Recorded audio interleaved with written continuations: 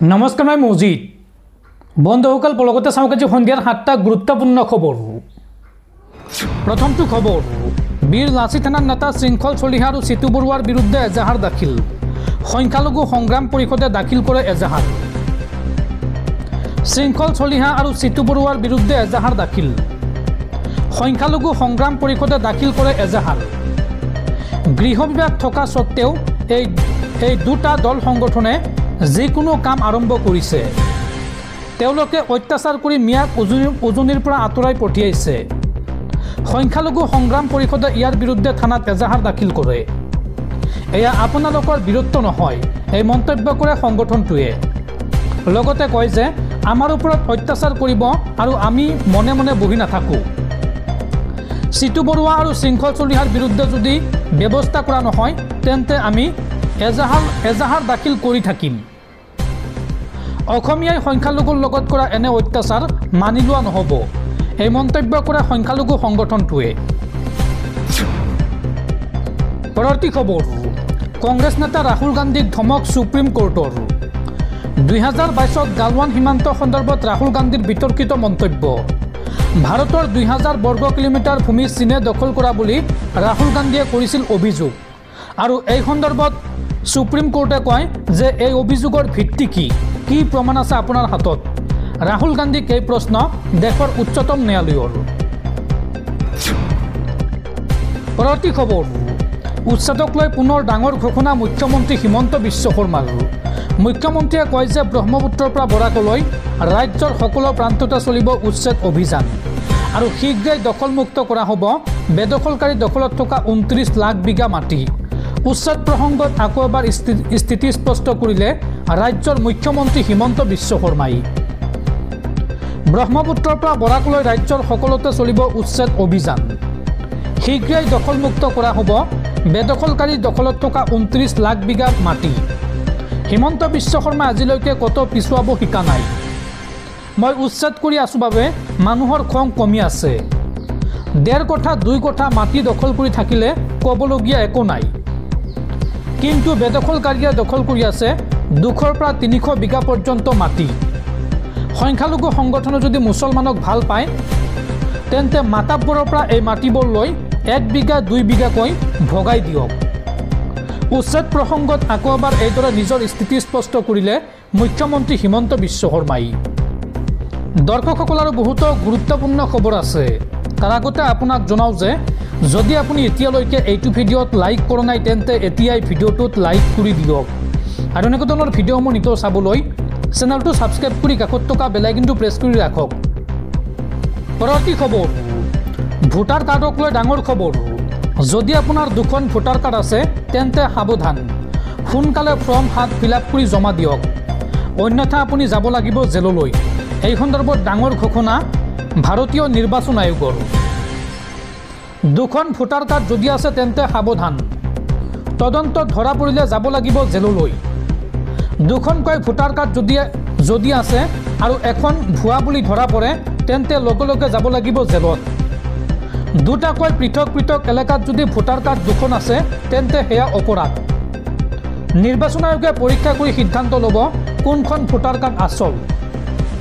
Epic number পৰীক্ষা কৰি সিদ্ধান্ত ল'ব নিৰ্বাচন আয়োগে, আৰু পৰীক্ষাৰ পিছত ভুৱা বুলি যদি প্ৰমাণ হয় তেন্তে জেল পৰ্যন্ত হ'ব পাৰে আপোনাৰ। প্ৰথমতে সেই ব্যক্তিজনৰ বিৰুদ্ধে দাখিল কৰা হ'ব FIR, আৰু লগতে ভৰিব লাগিব পাৰে বৃহৎ পৰিমাণৰ জৰিমনা। 2খন ভোটাৰ কাৰ্ড থকা লোকসকল 2খন ভোটাৰ কাৰ্ড থকা লোক দেশত বৃহৎ সংখ্যক আছে বুলিও মন্তব্য কৰিছে নিৰ্বাচন আয়োগে। নিৰ্বাচন আয়োগৰ হাতত ইতিমধ্যে এই কথা ধৰা পৰিছে। ভাৰতত 2খনকৈ ভোটাৰ কাৰ্ড থকাটো অপৰাধ। কোনো এজন ব্যক্তিৰ এটা এলেকাতহে ভোটাৰ তালিকাত নাম থাকিব পাৰে। যদি 2খন ভোটাৰ কাৰ্ড আছে তেন্তে এতিয়াই ফৰ্ম 7 ফিল-আপ কৰি জমা দিয়ক, আৰু এই সন্দৰ্ভত আপুনি আপোনাৰ স্থানীয় BLOৰ সৈতে যোগাযোগ কৰক। এই নিৰ্দেশনা দিছে ভাৰতীয় নিৰ্বাচন আয়োগে। পৰৱৰ্তী খবৰ, সাৱধান ৰাজ্যবাসী, ৰাজ্যত পুনৰ বতৰ ল'ব কালৰূপ। আগন্তুক 15 দিনলৈ ৰাজ্যত হ'ব প্ৰচণ্ড বৰষুণ, আৰু এই সন্দৰ্ভত ৰাজ্যৰ 22খনকৈ জিলাত হাই এলাৰ্ট জাৰি বতৰ বিজ্ঞান কেন্দ্ৰৰ। আগন্তুক 15 দিনলৈ হ'ব প্ৰয়োজনতকৈ অধিক মাত্ৰাত বৰষুণ। এই সন্দৰ্ভত ৰাজ্যৰ 22খন জিলাত ৰেড, অৰেঞ্জ আৰু য়েল্লো এলাৰ্ট জাৰি। আহি গ'ল IMDৰ এলাৰ্ট। নামনি অসমত ৰেড এলাৰ্ট জাৰি। বাকী সকলো জিলাত য়েল্লো আৰু অৰেঞ্জ এলাৰ্ট জাৰি IMDৰ। পলমকৈ এইবাৰ ৰাজ্যত আহিল ভৰ বাৰিষা। সমান্তৰালকৈ বৃদ্ধি পাইছে ধুমুহাৰ গতিবেগ। বজ্ৰপাতক লৈ দিয়া হৈছে ভয়ংকৰ এলাৰ্ট। অসমৰ কোন কোন জিলাত কি এলাৰ্ট জাৰি কৰা হৈছে চাওঁ আহক। কোকৰাঝাৰ, বঙাইগাঁৱত জাৰি কৰা হৈছে ৰেড এলাৰ্ট। লগতে দৰং, নগাঁও, মৰিগাঁও, পশ্চিম কাৰ্বি আংলঙত অৰেঞ্জ এলাৰ্ট জাৰি। ঠিক সেইদৰে ধুবুৰী, গোৱালপাৰা, বাক্সা, ওদালগুৰি, কামৰূপ মেট্ৰ', শোণিতপুৰ, বিশ্বনাথ, কাছাৰ, ডিমা হাছাও, শিৱসাগৰ, ডিব্ৰুগড়, চৰাইদেউ আৰু তিনিচুকীয়াত জাৰি কৰা হৈছে য়েল্লো এলাৰ্ট। IMDৰ সমানে এলাৰ্ট দিছে বৰঝাৰস্থিত আঞ্চলিক বতৰ বিজ্ঞান কেন্দ্ৰই। আৰু ৰাজ্যত পলমকৈ এইবাৰ ভৰ বাৰিষাৰ এলাৰ্ট জাৰি কৰা হৈছে। পৰৱৰ্তী খবৰ, ৰাজ্যত যধে মধে উচ্ছেদ চলাই বিপদত হিমন্ত চৰকাৰ। 8 আগষ্টত আদালতত হাজিৰ হ'ব লাগিব উচ্ছেদত জড়িত বিষয়া। উচ্ছেদৰ সময়ত মানি চলা নাছিল ন্যায়ালয়ৰ নিৰ্দেশনা। ৰাজ্য চৰকাৰৰ কেইবাগৰাকীও বিষয়াৰ বিৰুদ্ধে আদালতৰ নিৰ্দেশ অৱমাননাৰ অভিযোগ। অহা 8 আগষ্টত আদালতত হাজিৰ হ'ব লাগিব উচ্ছেদত জড়িত থকা বিষয়া। উচ্চতম ন্যায়ালয়ৰ নিৰ্দেশ অৱমাননাৰ অভিযোগত জাননী জাৰি। উচ্ছেদৰ সময়ত মানি চলা নাছিল ন্যায়ালয়ৰ নিৰ্দেশনা। ৰাজ্য চৰকাৰৰ কেইবাগৰাকীও বিষয়াৰ বিৰুদ্ধে আদালতৰ নিৰ্দেশ অৱমাননাৰ অভিযোগ। ৰাজ্যৰ মুখ্য সচিব, গোৱালপাৰাৰ জিলা আয়ুক্ত, জ্যেষ্ঠ আৰক্ষী অধীক্ষকক আদালতত হাজিৰ হোৱাৰ নিৰ্দেশ। লগতে বালিজান ৰাজচক্ৰ বিষয়া আৰু গোৱালপাৰা সদৰ থানাৰ OCও হাজিৰ হ'ব লাগিব ন্যায়ালয়ত। 8 আগষ্টত আদালতত হাজিৰ হ'ব লাগিব উচ্ছেদত জড়িত এইসকল বিষয়া। পৰৱৰ্তী খবৰ, জম্মু কাশ্মীৰৰ প্ৰাক্তন ৰাজ্যপাল সত্যপাল মালিকৰ দেশবাহান। 79 বছৰ বয়সত মৃত্যু হয় সত্যপাল মালিকৰ। দিল্লীৰ ৰাম মনোহৰ লোহিয়া হাস্পাতালত চিকিৎসাধীন হৈ আছিল সত্যপাল মালিক। পৰৱৰ্তী খবৰ, শিৱসাগৰত শেহতীয়াকৈ সাম্প্ৰদায়িক সংঘাত সৃষ্টি কৰাৰ বাতাবৰণৰ চেষ্টা কৰি থকা হৈছে। বিজেপি চৰকাৰৰ পৃষ্ঠপোষকতাত এই কাম কৰা হৈছে। উজনিত ন্যায়খেদা অভিযান সন্দৰ্ভত এই মন্তব্য বিধায়ক অখিল গগৈৰ। পৰৱৰ্তী খবৰ, জাতি ধৰ্মৰ কথা নাই।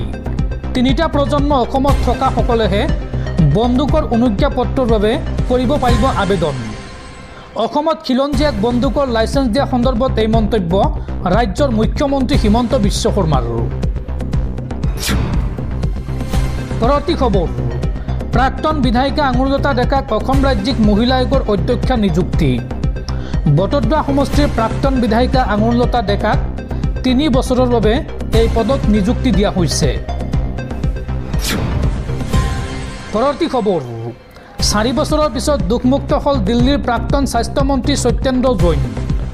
দিল্লীৰ সুৰানীতি কেলেংকাৰীত গ্ৰেপ্তাৰ হৈ কাৰাবাস খাটিবলগীয়া হোৱা সত্যেন্দ্ৰ জৈনৰ বিৰুদ্ধে প্ৰমাণ দাখিলত ব্যৰ্থতা CBI, যাৰ বাবে আপ নেতাগৰাকীক দুখমুক্ত ঘোষণা কৰে দিল্লীৰ ৰাউছ এভিনিউ আদালতে। উল্লেখযোগ্য যে 2019 চনত সুৰানীতি কেলেংকাৰীৰ গোচৰত গ্ৰেপ্তাৰ হৈছিল সত্যেন্দ্ৰ জৈন আৰু এই গোচৰত দোষী সাব্যস্ত কৰাত ব্যৰ্থ হৈছে CBI। পৰৱৰ্তী খবৰ, অসমত যদি 1 কোটি বিদেশী আছে তেন্তে চৰকাৰে কি কৰি আছে? বিজেপিয়ে 9 বছৰ শাসন কৰিলে কিন্তু এটাও বিদেশী নেখেদিলে। বিদেশী চিনাক্ত কৰিবলৈ NRCখন কিয় সম্পূৰ্ণ কৰা নাই বিজেপিয়ে? এই মন্তব্য বিধায়ক অখিল গগৈৰ। পৰৱৰ্তী খবৰ, 1971 চনৰ আগত অহা প্ৰতিজন লোকৰে অসমৰ লগতে ভাৰতবৰ্ষৰ সকলো ঠাইতে ঘূৰি ফুৰাৰ অধিকাৰ আছে। উজনি অসমত ম্যাখেদাৰ নামত নিৰীহ মানুহক টাৰ্গেট কৰা হৈছে। উজনি অসমত ম্যাখেদা অভিযানক লৈ এইবাৰ সৰব হৈ পৰিছে সংখ্যালঘু সংগঠন আমছু। 1971 চনৰ আগত অহা প্ৰতিজন লোকৰে সকলো ঠাইতে ঘূৰি ফুৰাৰ অধিকাৰ আছে। ইয়াত কোনেও বাধা দিব পৰা অধিকাৰ নাই। উজনি অসমত ম্যাখেদাৰ নামত নিৰীহ মানুহক অত্যাচাৰ কৰা হৈছে। দল সংগঠনবিলাকে জনা উচিত ভাৰতবৰ্ষত আইন আছে, সংবিধান আছে। উজনি অসমত অত্যাচাৰৰ সন্মুখীন হোৱা এজনৰ সংখ্যালঘু বিদেশী নহয়। শিৱসাগৰৰ জিলা প্ৰশাসন আৰক্ষী এই মুহূৰ্তত ক'ত আছে? আইন উলংঘা কৰি ভাৰতীয়ক অত্যাচাৰ কৰা সকলৰ বিৰুদ্ধে কঠোৰ ব্যৱস্থা ল'ব লাগে। মুখ্যমন্ত্ৰী হিমন্ত বিশ্ব শৰ্মাই অত্যাচাৰ কৰিব দিছে নেকি সংখ্যালঘু লোকক? উজনি অসমত মিয়াখেদা অভিযানক লৈ এইদৰে সৰব হৈ পৰিছে সংখ্যালঘু সংগঠন আমছু। পৰৱৰ্তী খবৰ, দেশবাসীলৈ ভাল খবৰ। হ্ৰাস পালে 35 বিধকৈ অত্যাৱশ্যকীয় ঔষধৰ দাম। ঔষধৰ দাম হ্ৰাস কৰিবলৈ ফাৰ্মা কোম্পানীক নিৰ্দেশ নেশ্যনেল ফাৰ্মাচিউটিকেল প্ৰাইচিং অথৰিটিৰ। হ্ৰাস পাব এণ্টিবায়'টিক, মধুমেহ, কাৰ্ডিঅ'ভাস্কুলাৰ, এণ্টি ইনফ্লেমেটৰী আৰু মানসিক ৰোগ আদি ঔষধৰ দাম।